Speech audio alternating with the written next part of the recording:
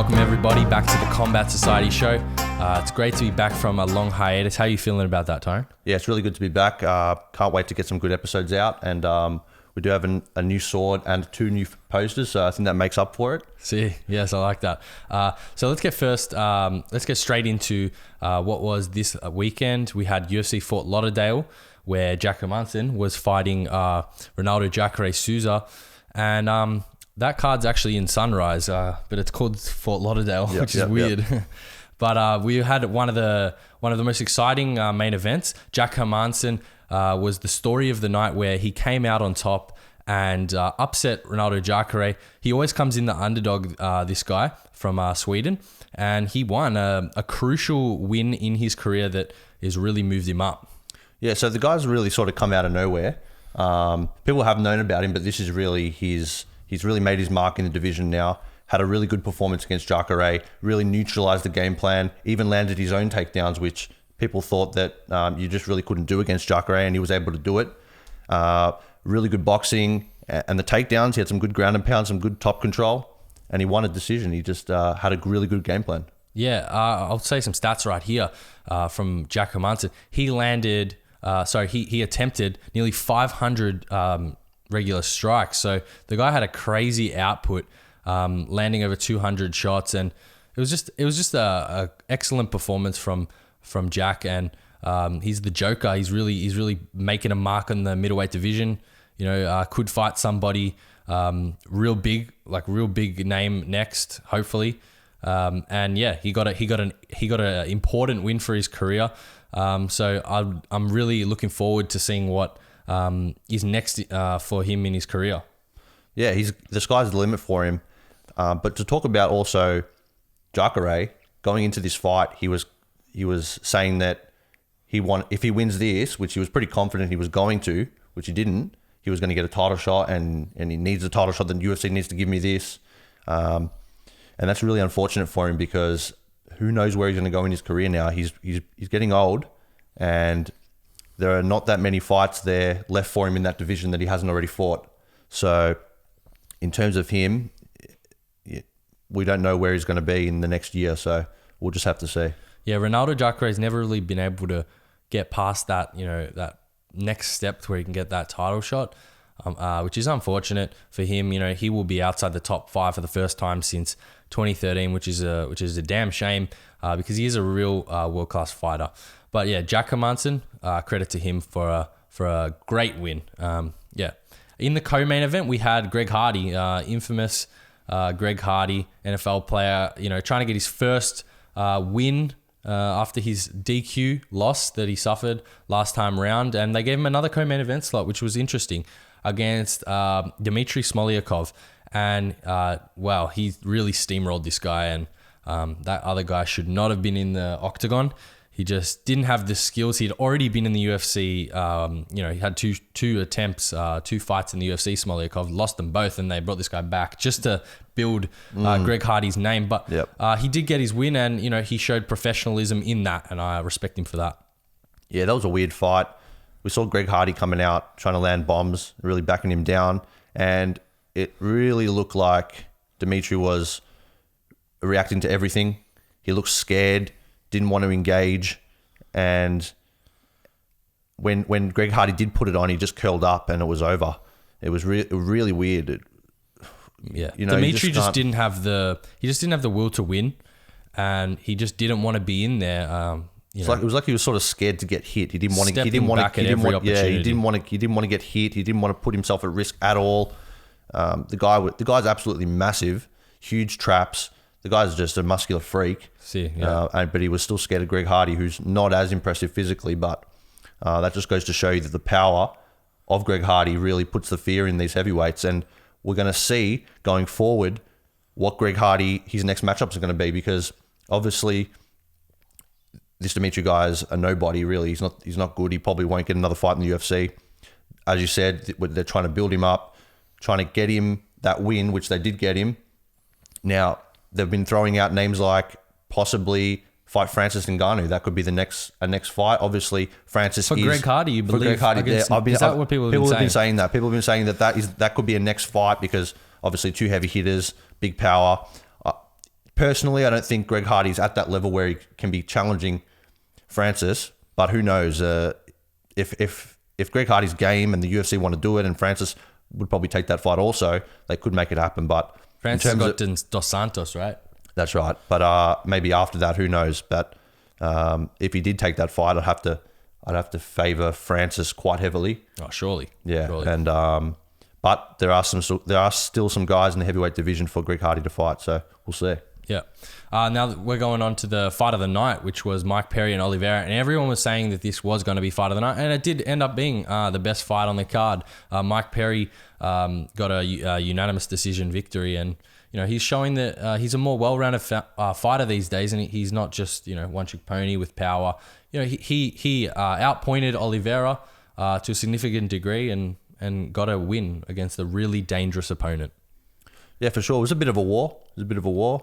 Mike Perry came in with the better game plan. He was more focused this time rather than his fight with Cowboy Cerrone, where he was a bit more reckless and didn't really understand the dangers as much. This time he did stuff some takedowns. He was landing better strikes. Oliveira was still in there as well. It was a close fight.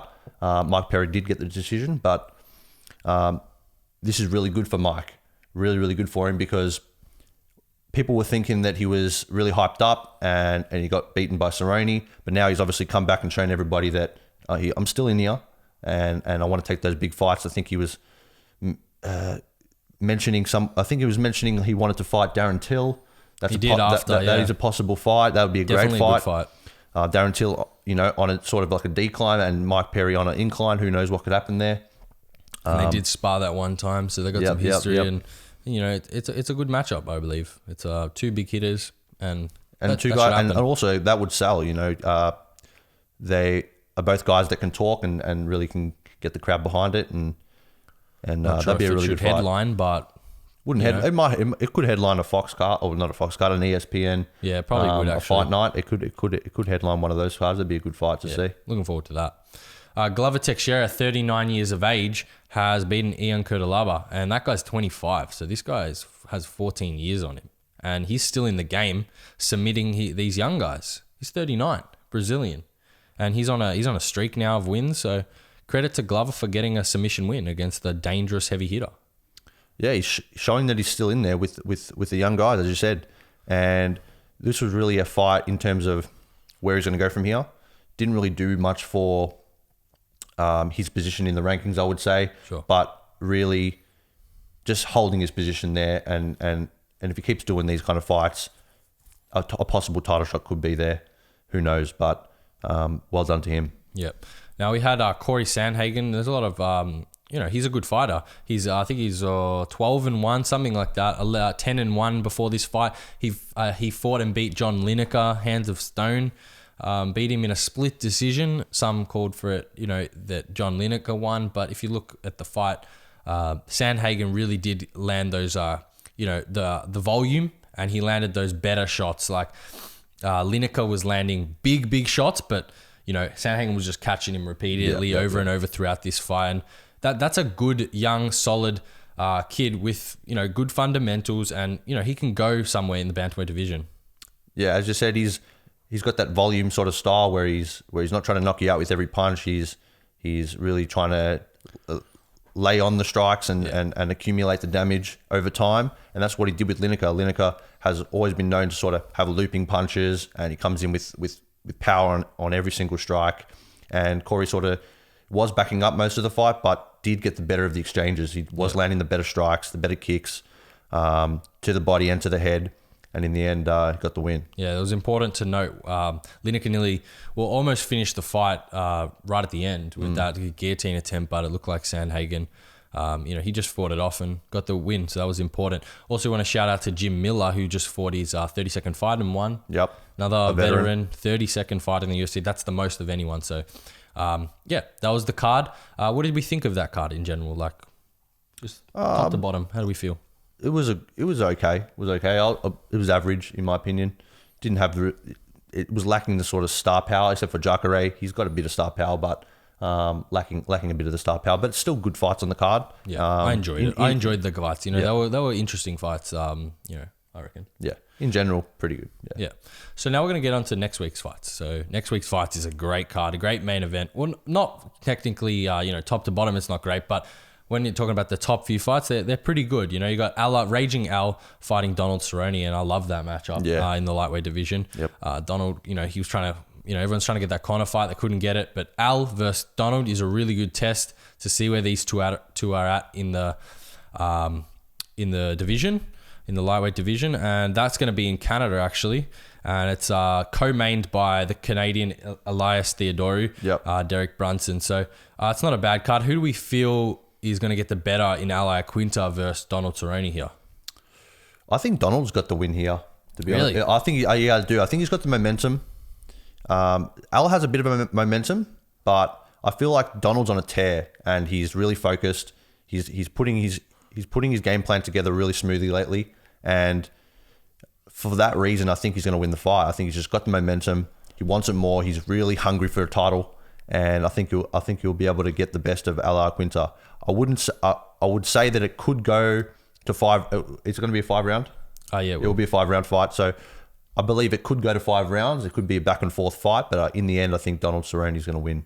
I just think that it's going to be a really close fight. I think nobody's going to get finished. Iaquinta's never been knocked out, so I think Al has he's got that heart. He doesn't get finished. He didn't even get finished by Khabib. He sticks in there. So I'm going to say it's going to go down to the wire, and it's just going to be a really close affair. It's going to be a really close matchup. 5 rounds of just war. So it's going to be like 3-2 or something. To Al. I'd probably favor Iaquinta. Yeah. But yeah, I'm going to say it's going to be really close, and I'm looking forward to that one. Yeah. In terms of skill, just to keep going on it, in terms of skill sets, I'd say they're pretty even. In terms of, we probably won't see this fight hit the mat, and if it does, it'd probably be pretty even. I would say maybe Iaquinta's got a bit better grappling, but on the other hand, Donald Cerrone's striking is probably a bit more crisper and a bit more polished. Sure. So could go either way. Yeah. Yeah, and then Derek Brunson, Elias Theodorou. I'm going to go Theodorou. Guy doesn't get finished either. Yeah. Goes to a lot of decisions. I just feel like he's like a really patient fighter. Trains at TriStar Gym. They're just real patient. They just grind decisions like GSP style. And I think that's who's going to get the win there. Yeah, I think I'll agree with that as well. Cool. Now we're going to get on to another big fights that were on the weekend, and that was Bellator 220, and that was in California. We saw 2 championship fights there, Rory McDonald versus John Fitch, and that was in the welterweight Grand Prix. That was another great fight, and we also had Ilima-Lei Macfarlane, who's the champion, obviously, Hawaiian, and she won as well. So Rory just got it. The Rory and John Fitch fight, people could have gone either way there. I'm okay that it was a draw, majority draw. One judge gave it to John Fitch, but I'm gonna say a draw I'm not upset by that result. I think that was you can't really pick between that. That was a really even fight. Well, from my point of view, I did think John Fitch won that fight. Sure. I just feel like the wrestling pressure was there, and Rory McDonald didn't really have an answer for it. It was getting smothered, and the constant pressure from John Fitch was just really hard for Rory to deal with. Even though the damage wasn't really there was a lot of control time, and I feel like he did get 3 rounds. Rory didn't seem like he was in it, to be honest with you. The brief striking exchanges they did have, Rory was getting a little bit better of the situation, but then John Fitch would just switch to the takedown again and take him down. But he was really relentless on the takedowns, really attempted so many takedowns and did have a high percent. Didn't have a high percentage of his takedowns, but did enough that it made up for it, that he was able to take him down nearly every round. So it didn't really matter that the takedown percentage was low. Guy's 41 and moved to AKA, American Kickboxing Academy, and just like came out with this crazy wrestling display. He's a wrestler, obviously, but like he just came out relentless. Roy McDonald after the fight, wow, Jesus, he was. I don't know what I was watching there. He was just I don't know. He just had like an epiphany or something. Yeah, and he just was saying that he doesn't really feel in his heart that he can hurt another man anymore. He doesn't have that killer instinct like we used to see, like when he fought Robbie Lawler. You know, he fought the top level competition in the UFC, and now he's like, I guess he's found God or even more, and it's just like his calling. So he's not. I don't know if we're going to see his best going into Neiman Gracie next time in the, because this was the Grand Prix, and obviously he went through with the draw. Yeah. So I don't know if we're going to get our best Rory. And if you're not, 100% confident about fighting, you don't think you should be in there because Neiman Gracie is he's going to get you to the ground too. He's going to, and he has real potential to submit you. So I don't know if he should continue it or he should just leave because he might hurt himself. And as you said, that was a weird post-fight press conference. What are you going to do? It was very heartfelt. He was really speaking from the heart, and if he really feels that way, then he probably shouldn't fight. But who knows if that was just an emotion that he was going through in the post-fight press conference, and maybe the decision sort of made him feel that way, and he doesn't really feel like that way generally. But it did sort of seem like he has been thinking about it, that he's lost that killer instinct, and that's a big problem for a guy like Rory, who one of his biggest strengths is he will go to war with you, and he's hard to put away. And if you lose that will to fight midway through a fight, that can be dangerous. So yeah, he said in like a press conference after that he does plan to finish the tournament. So we will see him hopefully because he's a great fighter and I'd love to watch him. Alima McFarlane got another win, just dominating her opponents. We need to see her in the UFC. I think that's what we need to say. We just need to see her in the UFC to where she's at. Yep. So those were the fights. Now let's get into some of the news. What do we got? Oh, we just had Connor. Was it Connor? We got to throw a Connor one in, for the views. It was Connor. I can't remember what it was because I just accidentally deleted it. But we'll get on to this one. Former UFC champ Chris Weidman. He said on Ariel Helwani's show, I think I'm a nightmare matchup for Israel Adesanya. Look, on paper, as he was saying, on paper he is, because this is a guy who, Calvin Gastelum has some good wrestling credentials, good jiu-jitsu credentials, but Chris Weidman's on a new level. He submitted him. You have to remember that. Yeah. If he does get it to the ground, he's an NCAA. I don't know if he's a champion or if I know he's All-American, but he can get you to the ground. He can really get people to the ground. You know what I mean? So this is where I have, on paper, I'm looking at it and I'm thinking Chris Weidman can get a win here on paper, but it's hard to get Israel to the ground. It really is hard. He just controls distance. And if your distance management just isn't as good as Israel's, then you're going to have a hard time. Doesn't matter if you're Yoel Romero. It's hard. It's hard to get Robert Whittaker down. He's only competed Robert Whittaker in trials to get into Commonwealth Games. But his distance management against Yoel he just can't get him down. And if he does get him down, he gets right back up. So that's where I see Weidman having a problem. Yeah, well, that is the thing with this article. We don't know. We haven't really seen Israel up against a real wrestler. We're still saying it. He has fought guys who have tried to take him down, but he hasn't fought a guy who's a real wrestler like Chris Weidman is, who will just keep trying to take you down. And he's not just average; he's good. He's a good wrestler, and he will just keep trying to take you down. Because I don't think he stands a chance on the feet. Chris Weidman realizes that also. He may not have a chin anymore. That's the question. That's a problem He's been as well. knocked out plenty of times recently. A problem. That's a real big problem. That is a problem. But it's just the classic striker versus wrestler matchup. Yeah. Can Israel, if they did fight, which would be, that could happen if he loses or wins against Robert Whittaker. They're saying Weidman, Jack, or I'm saying it, Weidman, Jack Hermanson, and then maybe see what happens. That's possible. With the winner. Yep. As I was saying, so the classic striker versus wrestler matchup, can the wrestler take him down? If not, he's probably going to lose. Yeah. If he can get the fight down, he'll probably win. And it's just a classic matchup that we do like to see it because even though we do see it every time, it just keeps getting. It's just still good to see that kind of matchup. Yeah, and I remember the Conor one. Now the Conor one was he was saying he's never going to walk away from the sport. And he was replying to a fan maybe who was saying, why would you fight? Just keep investing. But you can't stop fighting. Conor was never going to stop fighting. Look, if he lost a couple more fights in a row, he'd retire for sure. He wouldn't keep going after. He's going to do a Ronda Rousey if he loses a couple more fights. He just will. He's just not going to persist after losing 2 in a row. Well, you never know. We don't know. You really believe that? Or is he just going to get his money and try and get a money fight? Well, that's the thing. Yeah, that could happen, or he could just get more determined and just. He might the Floyd's two fights. He might do like an Anthony Pettis type situation where he's like the top of his game, where he's the king, like Anthony Pettis once was, and then now he's good, and then just went into like a losing streak, and now he's back, and that could happen with Conor, but we don't know. This is obviously talking far in the future. He's only lost.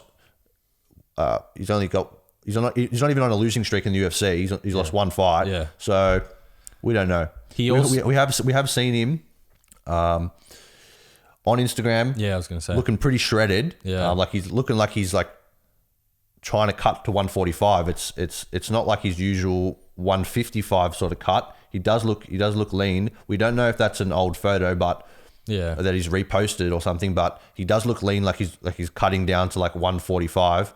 And the rumors are that from this photo is that he's doing this maybe as a test cut or to see if he can still make that cut, because it's been a couple of years now since he's fought at featherweight. If he wants to see if he still wants to make that cut, trying it out, and if he can possibly go fight Max Holloway rematch for the title at featherweight. Great fight. I don't see why not. That's a great fight for his legacy. No one's really in contention to get a shot at Max at featherweight, really. And nobody's going to be complaining if Conor. Well, there will be like the hardcores that complain, but you're not really complaining if Conor gets it. He's done all this stuff. Give him another shot. He got stripped of it. Conor is the lineal heavyweight. He is the lineal featherweight champ. He is the lineal heavyweight champ. I keep saying heavyweight. Featherweight champ. Now, if you think about it from his point of view, that's a smart way to sort of get himself back in this limelight, get another chance at Khabib. He can really beat Max. He really can beat Max. That's a fight he can win. Max has beaten Dustin. And if Dustin's beaten Max now, and I reckon Conor can beat Dustin now. So I think Conor wins that. I think hands down. I think after the Max fight, we can unanimously say Conor's going to beat Max. I think Max has improved greatly, and I think Poirier has improved greatly also. Conor doesn't get hit. Conor doesn't get hit, yeah. He gets hit sometimes, but he gets hit by Khabib with a big right got hit, yeah, but he doesn't get like accumulative damage. So Max is on this level where he's going to decline now. He's just been taking hits. You can't just do this for that long. It's going to wear, and I think he loses to Conor. I think he just loses to Conor. But yeah, let's talk about the lightweight Grand Prix that we're hearing about. That some fans have been submitting it in. We'll put it up. Yeah. Just a little quick photo we saw on Reddit, which is would be pretty amazing if it did happen. Obviously, at this point, it's just fan fiction or a fan made thing. But we've been talking about a lightweight tournament. That would be the best thing that we could ever see in that division. If we did see this, if there was a lightweight Grand Prix, it would be this. So we'll put a photo of that up so you guys can see it, courtesy of Reddit. So we got. I'm going to quickly go through who I think comes out of this tournament. Conor versus Al. It's no one's going to get finished. Al's going to stick in there. Conor's going to win a decision. Tony Ferguson versus Poirier. That's going to be a war, and it's just going to be whoever's more durable. And Tony Ferguson is more durable. I think we can agree. I think they're both durable, but I think we could say Tony Ferguson is more durable, and I think that's what it's going to be down to. So Tony's going to win that. Justin Gaethje versus Donald Cerrone. I'm going to say Justin Gaethje, just with leg kicks and just the forward pressure is just going to, I think that could actually be a KO. So I'm going to put Justin Gaethje KO. Khabib by smash. All right. It's just going to be smash. That's the one I disagree on a couple of them, but this is the one I'm probably most disagree. I reckon Kevin Lee has a good chance out of anybody in the lightweight division. I think it's going to be by smash. So I think he's got a good chance to win against. He's going to smash your boy. He's got a good chance to win against Khabib because he's got better hands and he's a guy who really can legitimately wrestle and defend the takedowns. What, Tony Ferguson can't wrestle? Not as good as Kevin. Conor can't wrestle. These guys can wrestle, okay? All these guys can wrestle. But Kevin Lee is the best wrestler. I'm going to say, out of whoever's... I think Conor actually has the best chance of... Look, you can say what you want. I think Conor has the best chance of beating Khabib. But if you're talking about any people in this bracket right now, I think Justin Gaethje actually has one of the best chances. I actually think it's Justin Gaethje has the second best. It's equal with Tony Ferguson. I think Justin Gaethje is like this. I think he's really revived himself, and I think that pressure it's really going to affect people. And I reckon Justin Gaethje has a good chance. So if Justin Gaethje gets out of that and Khabib gets out of that, Justin Gaethje might have a chance there. But look, logic says Khabib will get through. So we'll say Khabib, and then Conor beats Tony Ferguson. And it'll be those two again. And I don't know who's going to win that. Look. Who knows? Obviously, at this point, all fan-made. But if we were to see this, it'd be really good. Yeah, but where would this be, though? Because we've seen they've got the United Arab Emirates just announced UFC 244 in Abu Dhabi, right? So could it be there? Would they compete in one night, or would they have to... space it out, because Bellator are doing this. They space it out. One Championship's just introduced it, so everyone's doing these Grand Prix. It would be a mistake for the UFC to not capitalize on it, because it's a really big thing, these Grand Prix, and it's bigger because it's UFC. Yep, be good. And to go on about that UFC Abu Dhabi, just to tie a couple of these little things we're talking about into one thing, would be, so we know Conor could be cutting for a fight. We know Poirier is next in line to fight Khabib, and Khabib has said he wants to fight there. He does want to fight in Abu Dhabi. And Whittaker has said that he wants to fight on the same card as Khabib. Everyone wants to fight on these cards. They want to fight on Khabib. Together. So if Khabib wants to fight at Abu Dhabi, Whittaker wants to fight on that card, the next logical piece of that puzzle would be throw Conor and Max on that card also. How many title fights do you want on it? That'd be 3. Nah. That'd be 3 title fights, and that'd be probably one of the best cards of all time. Sure. In terms of that, and who knows who'd be the main event of that? But can you do it in one event? You can do it in one event. You can do it in one event. I'm sure you could. Yeah, you could, but like, would they? That's the thing, because obviously you'd have 3 really good cards there. You could go through wars, and it's gonna be like Khabib's gonna smash people, And like he might gas himself out. Conor could like starch people, It's just like Conor, like that's where different people can get the edge, It just depends on their style, which suits. Like different styles are gonna suit this tournament better, Yeah. Khabib's might be a little bit hard because you got to go through what. You're not really finishing these. I don't think you're finishing all these guys. I think you're going to decisions every time. Conor's going to finish. Yeah, right, for sure. Well, Khabib's going to finish, but like they're pretty much all trying to finish, man. If you look at that, it's a really, finishes. If you look at that, they're all trying to finish. Really, Conor tries to finish. Iaquinta, sure, tries but to finish. These are decisions. They all try to finish, but they don't really usually get it. Yeah, and that's what makes for great fights. Yeah. Guys that try and finish, but can't. It's always a war. It's always a war because none of these guys are point scoring type of guys. And they're all pretty durable, to be honest with you. So that just makes for great fights and big wars. Yeah, I'm looking forward to that. What else we got in the UFC to come soon? So we got Robert Whittaker versus Israel Adesanya. Oh, they said that's going to be in Australia. They said that could be on the Sydney card, which is in... Is there a Sydney card, like a main I think they event? said there was going to be a Sydney card, and it's possible that could be in either August or September. I think it was something like that. It'll be soon because Rob's coming back from the injury. Yeah. Israel's got to recover. What about some early predictions on that? What are you thinking? Because they've been talking a lot of trash since Israel won that interim title. They've been talking a lot of trash. Rob was on the submission radio, and he was really acting pretty confident, saying it was nothing. I can't go past Robert Whittaker for this contest. He's just better everywhere. I think he's actually I think his striking's better. I actually think it is in MMA. Look. Kickboxing, if he's going to go into a kickboxing fight, he's going to lose. But in MMA is different to kickboxing, right? So the distance is different. And look, Israel has great distance management, but Robert Whittaker has some of the best distance management too. And I think he gets in like Calvin, lands a big shot, puts Israel out, I believe. Yeah, I have to go the opposite. My early prediction on this would be Izzy, Israel Adesanya. I'm going with him.